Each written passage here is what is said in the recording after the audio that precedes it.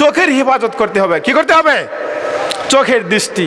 সামনে একটা নারী পড়ছে, বেগানা নারী, আপনি এই যে তাকানি একটা দিচ্ছেন আর ফিরে তাকান না, আর অন্যদিকে চান না, একবার তাকাই দিচ্ছেন, এটা করা যাবে? সামনে মহিলা পড়লে কি করতে হবে? চোখ কি করতে হবে? চোখ নত করতে হবে। আল্লাহ এটা শিখাইছি, আল্লাহ ওয়াজ করতেছেন, কুল্লিল মুমিনিনা ইয়াগুদ্দু মিন আবসারিহিম। হে নবী, মুমিন পুরুষদেরকে বলুন, যুবকদেরকে বলুন, যে সমস্ত যুবকেরা রাস্তার ধারে বসে মোবাইল টেপে, রাস্তার ধারে গাছের তলায় বসে থাকে, যে সমস্ত যুবকেরা, বখাটে যুবক কিছু আছে, কিছু বখাটে যুবক আছে, দেখবেন ওরা কি করে জানেন?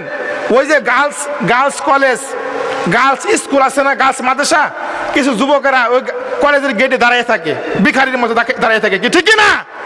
ভিখারির মতো তাকাই থাকে। ওই যে কখন মেয়েরা ছুটি দেবে, কখন বের হবে কলেজ থেকে, মাদ্রাসা থেকে বের হবে, দাঁড়িয়ে থাকে। কিন্তু যুবক ভাইরা, কখনো কোনো নারী দিকে খারাপ নজরে তাকানো যাবে না। আল্লাহ নিষেধ করছে, ইয়াগুদ্দু মিন আবসারিহিম।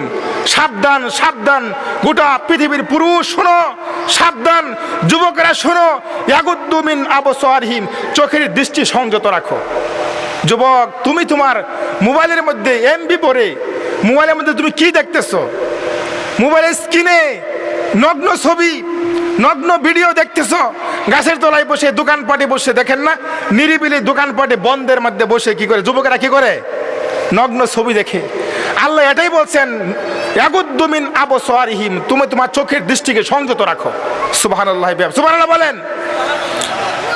এরপর আল্লাহ বলছেন, ওয়া ফাজু ফুরুজাহুম যালিকা আযকা লাহুম। চোখের দৃষ্টি এক নাম্বার হলো চোখের দৃষ্টি সংযত করতে হবে। দুই নম্বরে লজ্জাস্থানের হেফাজত। সুবহানাল্লাহ বলেন। লজ্জাস্থানের হেফাজত।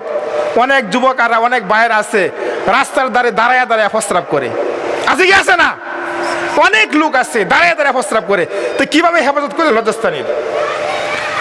লজ্জাস্থান সঠিক খাতে ব্যবহার করতে হবে, সঠিক খাতে ব্যবহার করতে হবে। আপনি বিয়ে করে এনে বউয়ের সাথে মেলামেশা করতে পারবেন, কিন্তু অন্যথায় অন্য জায়গায় মেলামেশা করলে এটা কি হবে? খুবই ক্ষতি হবে, খুবই খারাপ কাজ এটা, ঘৃণিত কাজ, লজ্জিত কাজ, এটা সবচেয়ে নোংরা কাজ হলো এটা। এ কাজটা কখনো করা যাবে না।